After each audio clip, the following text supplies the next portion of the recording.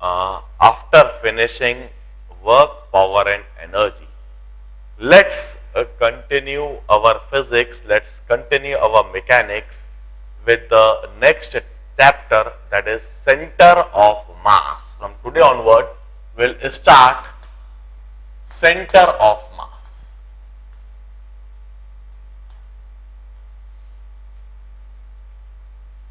देखिए, what this chapter is all about. First of all, throughout this time, हमने अभी तक जो भी कुछ फिजिक्स पढ़ा है, in all those concepts, we had always assumed any body, any particle to be a point mass. हमने न्यूटन्स लॉस पढ़े, हमने कहा force is equal to mass into acceleration. हम कहते थे if this is a body and this body is acted upon by a force, in that case this body would be accelerated and acceleration of this body would be given by this expression, force equal to mass into acceleration, or acceleration is equal to force upon mass. हम कहते थे जिस direction में force है exactly उसी direction में particle का acceleration होगा.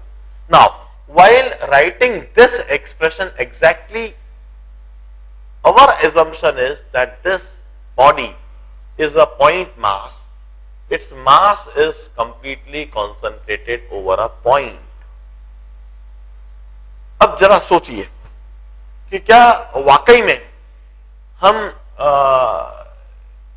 हर एक बॉडी को पॉइंट मास मान सकते हैं? देखिए, मैं इसी समय एक बॉडी दिखाता हूं. Let us say this is a body. This is a body. A part. And it's lying over this horizontal surface. इस horizontal surface के ऊपर यह बॉडी रखी. अब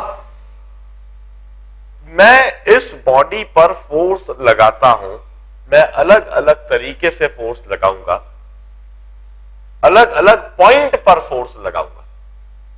फोर्स का डायरेक्शन हर केस में सेम होएगा, फोर्स का मैग्नीट्यूड हर केस में सेम होएगा.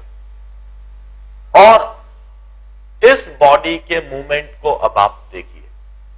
मैं एक केस में फोर्स लगा रहा हूं एग्जैक्टली इस बॉडी के मिड में, बीच में फोर्स लगा रहा हूं और यह बॉडी मूव करने लगी. Observe another situation. मैं इतना ही फोर्स इसी डायरेक्शन में, इसी मैग्नीट्यूड का फोर्स लगाता हूं और अब आप इस फोर्स के इफेक्ट को सोचिए. अभी तक हमने कहा है the effect of force depend only on its magnitude and on its direction. मगर अब आप देखिए, मैं सेम फोर्स सेम मैग्नीट्यूड में और सेम डायरेक्शन में, मगर इस बार जो फोर्स लगा रहा हूं वो बीच में लगाने के बजाय मैं इस एंड पर लगा रहा हूं, on this end of the body. If I apply force on this end of the body, now observe the motion. मैं यदि इसी बॉडी के दूसरे एंड पर फोर्स लगाता हूं, now observe the motion. हम कहते हैं मैं इस पर इसी समय एक थ्रस्ट लगाता हूं. थ्रस्ट मींस मैं इस तरह से इसको हिट करता हूं. If I hit it in the middle, the body goes like this. ये बॉडी इस तरह से गई और इसी बॉडी को once again I hit the same body, मगर मैं पॉइंट ऑफ हिटिंग चेंज कर देता हूं. मैं सेम थ्रस्ट लगाऊंगा, मतलब सेम फोर्स लगाऊंगा, सेम डायरेक्शन में, सेम मैग्नीट्यूड, मगर इस एंड पर. पहले मैंने बीच में लगाया था, इस बार इस एंड पर लगा रहा हूं. Now observe the motion of the body.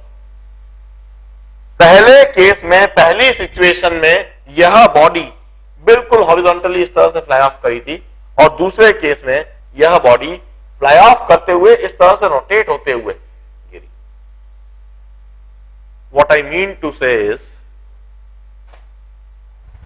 The effect of force not only depends on the magnitude of force and the direction of force, but it also depends on the shape, size and the geometry of the body. It also depends on the mass distribution on the body. किसी भी body पर यदि हम force लगाते हैं तो उस force का इफेक्ट क्या होगा, ये इस बात पर डेफिनेटली डिपेंड करेगा कि वो बॉडी का शेप क्या है, साइज क्या है, ज्योमेट्री क्या है, उसका मास डिस्ट्रीब्यूशन कैसा है, उस फोर्स को किस पॉइंट पर लगाया जा रहा है। सेम मास, इस बॉडी का मास m, मैं इसी मास m को इस तरह से ले लेता और इस फोर्स को बीच में लगाता, या फिर इसी मास m पर सेम फोर्स यदि मैं इस एंड पर लगाऊंगा, believe me the effect of force would not remain same, it would not remain identical. इस सिचुएशन में लगाई गई फोर्स और इस सिचुएशन में लगाई गई फोर्स का इफेक्ट अलग अलग होगा, क्योंकि बॉडी का शेप चेंज हो चुका है। इन दोनों केस में बॉडी पर point of application of force change हो चुका है। हम कहते हैं सिर्फ यह एक्सप्रेशन लिख देना, यह एक्सप्रेशन सिर्फ तभी होल्ड करता है जब हमने बॉडी को एक पॉइंट मास मान लिया और उस पॉइंट मास पर वह फोर्स लगाया जा रहा। इस चैप्टर में हम इसी बात को अकाउंट करेंगे। वी विल स्टडी, इसके बाद आगे की जो भी कुछ फिजिक्स हम पढ़ने जा रहे हैं उस फिजिक्स में हम फोर्स के इफेक्ट को समझेंगे, मगर अब हम किसी भी बॉडी को पॉइंट मास नहीं मानेंगे, उसके एग्जैक्ट शेप को देखेंगे, उसके एग्जैक्ट साइज को देखेंगे, उसकी ज्योमेट्री को देखेंगे, फोर्स के पॉइंट ऑफ एप्लीकेशन को देखेंगे और फिर उस फोर्स के इफेक्ट को एनालाइज करेंगे। वहां पर अभी तक हम फोर्स की वजह से सिर्फ ट्रांसलेटरी मोशन देख रहे थे, इसके बाद हम फोर्स की वजह से होने वाला रोटेशनल मोशन भी देखेंगे और उस रोटेशनल मोशन को भी हम स्टडी करेंगे, उसको एनालाइज करेंगे। इसी सीरीज में सबसे पहला जो कंसेप्ट हमें समझना है, that is the concept of centre of मास। अब देखिए, centre of mass is that point on the body at which complete mass could be concentrated. In that case, the behavior of that point mass would be similar as that of the complete mass system. कोई सभी मास system में, जैसे कि यह चौक एक मास है, यह board भी एक मास है। किसी भी तरह की बॉडी हो, उसका एक सेंटर ऑफ मास होता है, and center of mass is that point at which if complete mass were concentrated, in that case the behavior of that point mass would be identical to the behavior of complete mass system.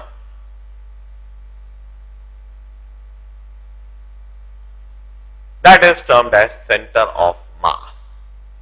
अब इस centre of मास को कैसे express करना, इसको कैसे conceptualise करना, इसको कैसे डिटरमाइन करना, यही सारी बातें अब हम आगे के चैप्टर में सीखेंगे। देखिए, here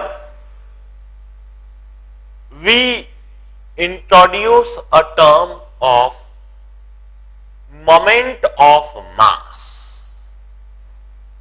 We introduce the first concept of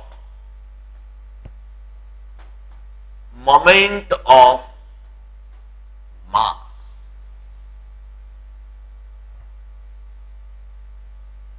Moment of mass is always defined with respect to a particular reference axis. It's always defined, it's always conceptualized about a reference axis. It's always defined or conceptualized, defined or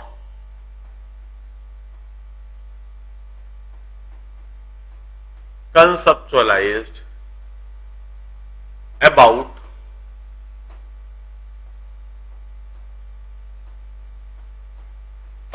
reference axis. एक reference axis के about हम moment of mass define करते हैं. Let us से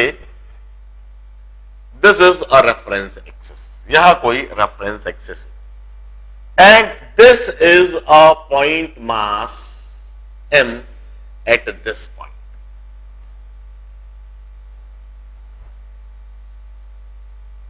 The distance of this point mass m from the reference axis is d. D is the distance of this point mass from the reference axis. हम कहते हैं moment of mass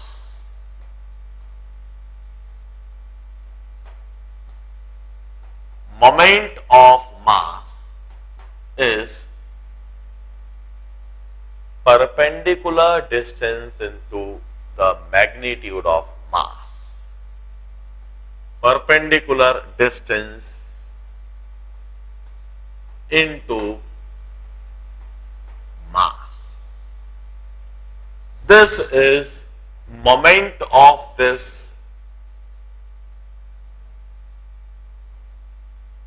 point mass about this reference axis. इस point mass का moment इस reference axis के about it's always defined in this manner. It's mass into perpendicular distance. This is the new concept, a new definition that we introduce in this chapter in order to conceptualize, in order to define center of mass. देखिए centre of mass हम कैसे define करते हैं. We have got a mass system. हमारे पास कोई mass system होगा. What do I mean by mass system में बताता हूं. That mass system will have some moment about the reference axis. हम एक रेफरेंस एक्सिस डिफाइन कर देते हैं. उस रेफरेंस एक्सिस के अबाउट हम पूरे के पूरे मास सिस्टम का मोमेंट डिटरमाइन कर सकते हैं. Now we use to say if the complete mass we are concentrated at a point, पूरे के पूरे मास को यदि हम एक पॉइंट पर कॉन्सेंट्रेट कर दें और उस पॉइंट मास का मोमेंट उसी रेफरेंस एक्सिस के अबाउट डिटरमाइन करें. अब यदि पॉइंट मास का मोमेंट रेफरेंस एक्सिस के अबाउट सेम आ जाए, in that case that point would be termed as a centre of mass. उस पूरे मास सिस्टम का सेंटर ऑफ मास कहलाएगा. मैं दोबारा समझाता हूं. Suppose this is a mass system. यह कोई मास सिस्टम, किसी भी तरह का मास हो सकता है, कुछ भी शेप साइज, कुछ भी ज्योमेट्री हो, और मुझे इसका सेंटर ऑफ मास समझना है. अब इसका सेंटर ऑफ मास समझने के लिए मैं क्या करूंगा, सबसे पहले मैं एक रेफरेंस एक्सिस ले लूंगा. मैंने यह रेफरेंस एक्सिस ले ली. This is my reference axis. Now what I do is I determine moment of this complete mass system about this reference axis. मैं इस पूरे मास सिस्टम का मोमेंट इस रेफरेंस एक्सिस के अबाउट डिटरमाइन कर लेता हूं. Moment of mass system about a reference axis. हम इस रेफरेंस एक्सिस के अबाउट इस मास सिस्टम का मोमेंट डिटरमाइन करके रख लेते हैं. अब हम क्या कहते हैं कि इस पूरे मास सिस्टम को कॉन्सेंट्रेट कर दो, इसको कन्वर्ज कर दो और इसको एक पॉइंट पर लाकर रख दो, पूरे के पूरे मास सिस्टम को। What ever is the mass, इसका मास यदि कैपिटल एम है तो हम इस पूरे मास को कन्वर्ज करवाएंगे, इसको कॉन्सेंट्रेट करवाएंगे और पूरे मास सिस्टम को कॉन्सेंट्रेट करवाकर हमने उसे इस पॉइंट पर रख दिया। मास उसका कैपिटल एम ही रहेगा। इस पूरे मास सिस्टम का हमने मास को कॉन्सेंट्रेट करवाया, कन्वर्ज करवाया और उसे हमने इस पॉइंट पर रख दिया। Now this is a point mass having its mass is same as the mass of complete mass system, क्योंकि हमने उस पूरे के पूरे मास को कन्वर्ट कराया, कॉन्सेंट्रेट कराया। मास को कहीं बाहर नहीं जाने दिया, बाहर से कोई मास आने नहीं दिया, जितना मास था उतना का उतना ही रहा, बस वो पूरा सिमट के एक पॉइंट पर आ गया और इस पॉइंट पर इसको लिया। अब इस पॉइंट मास का हम इसी रेफरेंस एक्सिस के अबाउट मोमेंट डिटरमाइन कर सकते हैं। अब इस पॉइंट मास का हम इसी रेफरेंस एक्सिस के अबाउट मोमेंट डिटरमाइन कर सकते हैं और यदि वह मोमेंट सेम आ गया तो यह पॉइंट सेंटर ऑफ मास कहलाएगा। यदि वह मोमेंट सेम आ गया, इन दैट केस यह पॉइंट सेंटर ऑफ मास कहलाएगा। We use to say moment of mass system about a reference point equal to moment of point mass placed at centre of mass. Moment of same point मास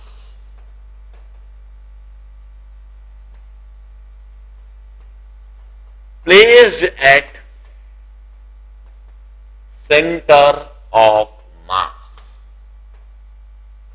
या फिर यह कहें if moment of point mass is same, in that case that point would be termed as center of mass. This is the most basic definition and the concept that we will frequently discuss in order to determine center of mass, in order to conceptualize center of mass. हम अलग अलग तरह के mass system देखेंगे और अलग अलग तरह के मास सिस्टम के लिए हम सेंटर ऑफ मास को डिटरमाइन करेंगे, सेंटर ऑफ मास को डिटरमाइन करने का तरीका समझेंगे और हर बार हम यही अप्लाई करेंगे। अब देखिए, सबसे पहले कितने तरह के मास सिस्टम हो सकते हैं जो हम इस चैप्टर में सीखेंगे। Broadly depending on the mass distribution, we either have a discrete mass system or a continuous mass system.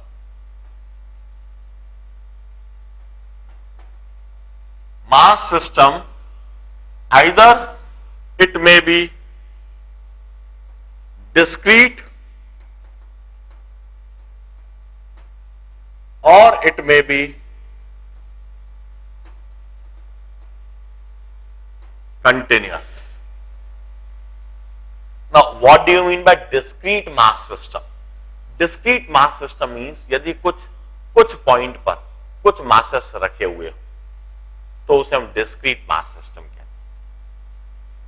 इस तरह से कुछ जगह पर कुछ मासेस रखे हुए तो वह डिस्क्रीट मास सिस्टम कहलाएगा। Let me tell you the example of discrete mass system. Our solar system is an example of discrete mass system.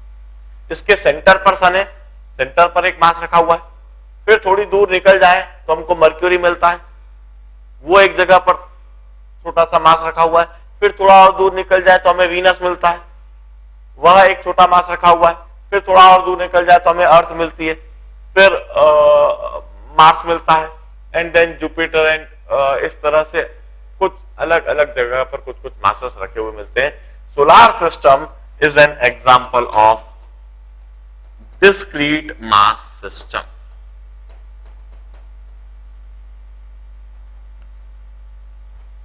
Another is continuous mass system. Continuous mass system like this chalk. ये chalk है, ये continuous mass system है। इधर से इधर तक मास continuously फैला हुआ है। A plain paper is a continuous mass system. एक प्लेन पर जो पेपर है, यदि हम उसकी बात करें तो वो प्लेन पर वह मास कंटिन्यूअसली फैला हुआ है। That is a continuous mass system. Continuous mass system may be like a chalk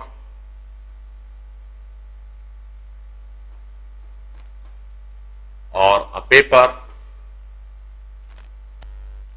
or any block. They are continuous mass system. Now, हम मास सिस्टम को एक और तरीके से कैटेगराइज कर सकते हैं। We may have three type of mass system. Either we may have a linear और one dimensional mass system. One dimensional और linear mass system.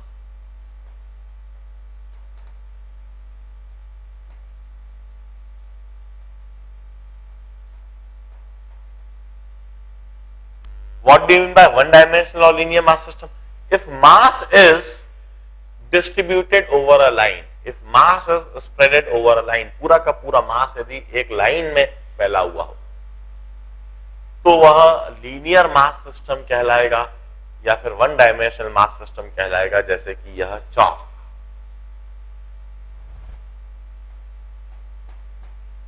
Two dimensional और planar mass system. Two dimensional और planar mass system. यदि मास एक plane में फैला हुआ हो, जैसे प्लेन पेपर, जैसे आपकी copy, that is a two dimensional mass system और a planar mass system. And three dimensional और spatial mass system. Three dimensional mass system और स्पेशल मास सिस्टम,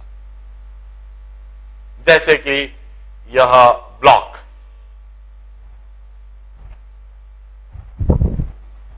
इस तरह का कोई remote control, such type of block. Three dimensional mass system पूरे x y z axes पे, तीनों ही एक्सेस पे मास फैला हुआ है।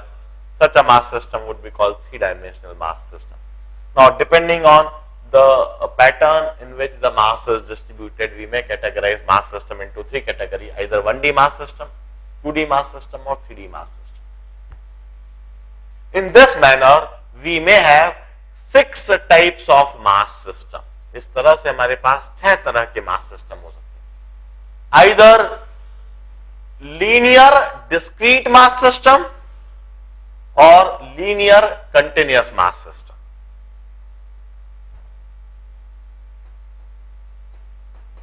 Linear discrete mass system or linear continuous mass system, or we may have planar discrete mass system, planar discrete mass system, or we may have a planar continuous mass system. We may have three-dimensional discrete mass system, 3D discrete mass system, or we may have 3D continuous mass system. In this manner, we may have 6 types of mass system. हमें हर तरह के मास system का centre of mass determine करने का तरीका सीखना है, समझना। मैं एक एक करके सभी तरह के मास सिस्टम का सेंटर ऑफ मास डिटरमाइन करने का तरीका समझाऊंगा। Let me start the concept with linear discrete mass system. मैं सबसे पहले लीनियर डिस्क्रीट मास सिस्टम दिखाता हूं, इसका सेंटर ऑफ मास डिटरमाइन तरीका बताता हूं और उसके लिए एक जनरलाइज्ड एक्सप्रेशन को लिखवाता हूं। बड़े ध्यान से समझना, the concept would remain same. We used to से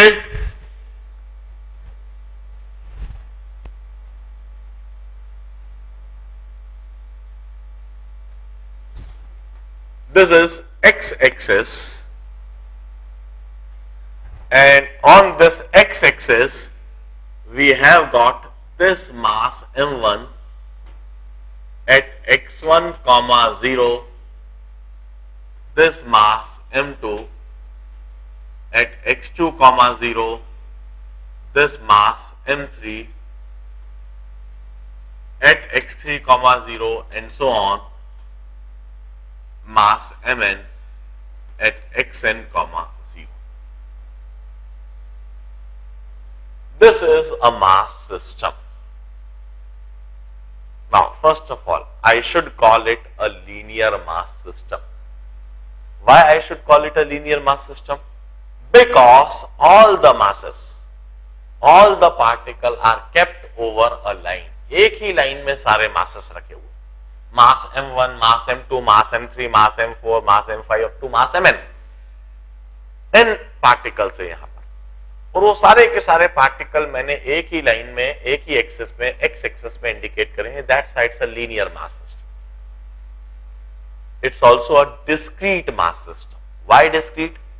बिकॉज हर जगह पर, एक्स एक्सिस पर हर जगह पर मासेस नहीं है, हर जगह पर पार्टिकल नहीं है. एक्स एक्सिस में इस जगह पर x1 पर मास है m1, x2 पर मास है m2, x3 पर मास है m3, xn पर मास है mn. इसके अलावा बाकी किसी पॉइंट पर मास नहीं.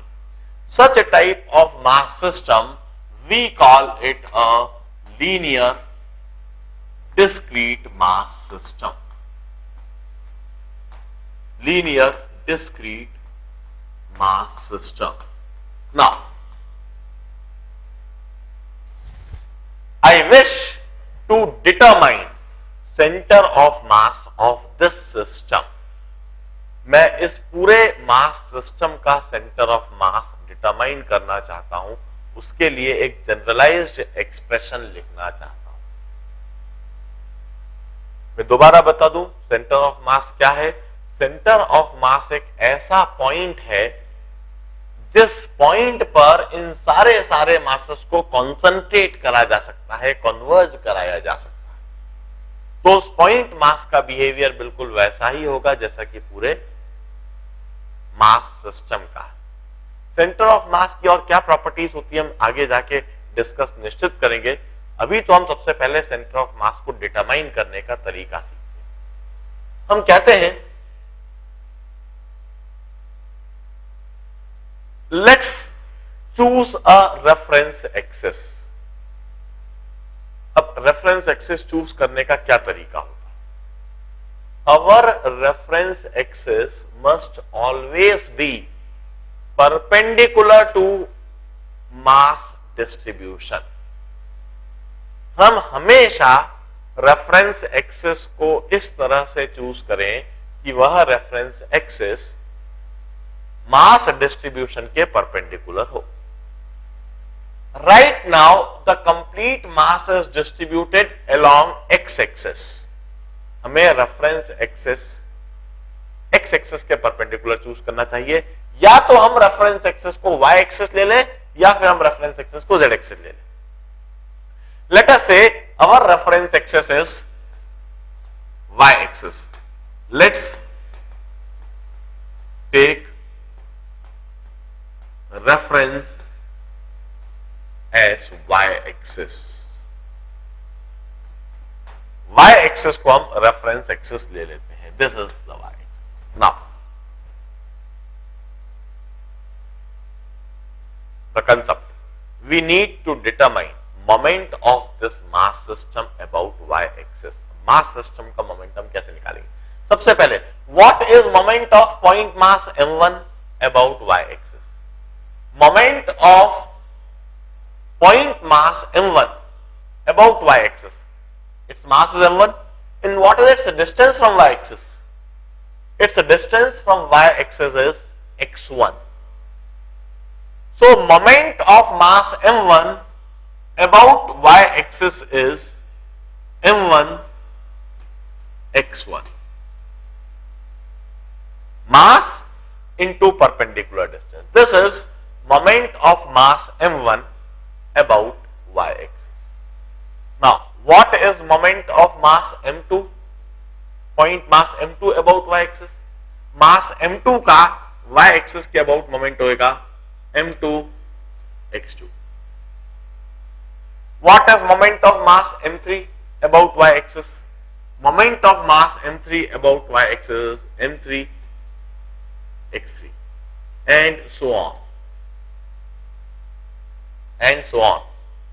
इस तरीके से हम हर एक पार्टिकल का, हर एक पॉइंट मास का y-axis के अबाउट मोमेंट डिटरमाइन कर रहे हैं. nth mass का moment about y-axis, it's mn xn. Now, if I ask you, what is total moment of mass system about y-axis? इस पूरे के पूरे मास सिस्टम का टोटल मोमेंट y-axis के अबाउट क्या है? In order to determine total moment, we should add all this moment of each individual particle. एक एक इंडिविजुअल पार्टिकल का जो हमने मोमेंट डिटरमाइन करा है, इन सभी मोमेंट को यदि हम ऐड कर दें, this would be the total moment of mass system about the reference axis. जो हमने रेफरेंस एक्सिस ली, उस रेफरेंस एक्सिस के अबाउट हमने पूरे मास सिस्टम का टोटल मोमेंट डिटरमाइन कर लिया है. अब हम लॉजिक लगाएंगे जो हमने सेंटर ऑफ मास के लिए अभी सुना है. दैट इज वही रेफरेंस एक्सिस. अब हमें क्या करना है, ये जो पूरा का पूरा मास सिस्टम है, इस पूरे के पूरे मास सिस्टम को एक पॉइंट मास में कन्वर्ट करना है. एक बात पक्का है, यदि पूरा मास सिस्टम एक्स एक्सिस पर रखा हुआ है तो इसका सेंटर ऑफ मास भी एक्स एक्सिस पर ही होएगा. हम पूरे के पूरे मास को कन्वर्ज करेंगे, कंसंट्रेट करेंगे, उसको एक पॉइंट मास बना देंगे और उस पॉइंट मास को एक्स एक्सिस पर किसी पॉइंट पर रखेंगे. यदि हमने सारे मासेस को कंसंट्रेट करके, कन्वर्ज करके पॉइंट मास बनाया है, तो क्या आप समझ सकते हैं कि वह पॉइंट मास की वैल्यू कितनी होगी? It would be m1 plus m2 plus m3 and so on up to mn. सारे मासेस को जब कॉन्सेंट्रेट कन्वर्ट करके हमने पॉइंट मास बनाएंगे तो पॉइंट मास का टोटल मास होएगा m1 plus m2 plus m3 and so on up to mn. अब इसे हमने किसी x, 0 पर रख दिया. इस पॉइंट मास को हमने किसी पॉइंट x, 0 रख दिया. Now I ask you, what is moment of this point mass about the same reference y-axis? इस पॉइंट मास का मोमेंट सेम रेफरेंस y-axis के अबाउट क्या होएगा? हम कहेंगे it's total mass, that is m1 plus m2 plus m3 and so on up to mn. Total mass into its perpendicular distance from x-axis is x. Total mass into x. This is the moment of point mass placed at this point. Now, the concept of center of mass. यदि पूरे mass system का moment और इस point mass का moment यदि यह बराबर हो जाए, इस पूरे मास सिस्टम का मोमेंट और इस पॉइंट मास का मोमेंट यदि बराबर हो जाए, तो यह पॉइंट सेंटर ऑफ मास कहलाने लगेगा. इन दैट केस यह x कोऑर्डिनेट जो होगा, this would be centre of mass. This would be called xcm if moment of complete mass system is equal to the moment of point mass. In that case, that point would be termed as center of mass. अब हम क्या करते हैं, इस expression में इस m1 plus m2 plus m3 को denominator में ले आते हैं, then I may rewrite this expression in this manner. Center of mass is equal to m1 x1 plus m2 x2 plus m3 x3 and so on up to mn xn upon m1 plus m2 plus m3 and so on up to mn. I can always define center as in this manner. I may rewrite this expression in this manner. m1 x1 plus m2 x2 plus m3 x3 plus m4 x4 up to mn xn. This is equal to summation of mi xi. This may be denoted in this manner. Summation of mi xi. Summation of mi xi means m1 x1 plus m2 x2 plus m3 x3 plus m4 x4 and so on. And m1 plus m2 plus m3 up to mn. This may be denoted as summation of mi. This summation of mi xi would be defined like this. Its total moment of mass system about y-axis. It's a total moment of mass system about y-axis. Summation of mi-xi is called total moment of mass system about y-axis. And what is summation mi? It's a total mass. It's total mass. So x coordinate of center of mass is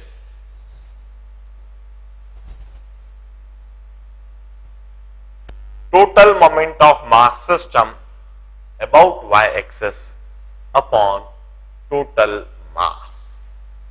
This is the basic definition and the basic concept that we could conclude for any linear discrete mass system. इस तरह से हम एक linear discrete mass system का center of mass के लिए expression लिख सकते हैं. अब हम एक बड़े ही इंटरेस्टिंग और एक बड़े ही स्पेशल केस की सिचुएशन को समझते हैं और उसके सेंटर ऑफ मास को समझते हैं, क्योंकि ये हर जगह पर अप्लाई होगा, हर जगह पर इस्तेमाल होगा. फिर हम कुछ प्रॉब्लम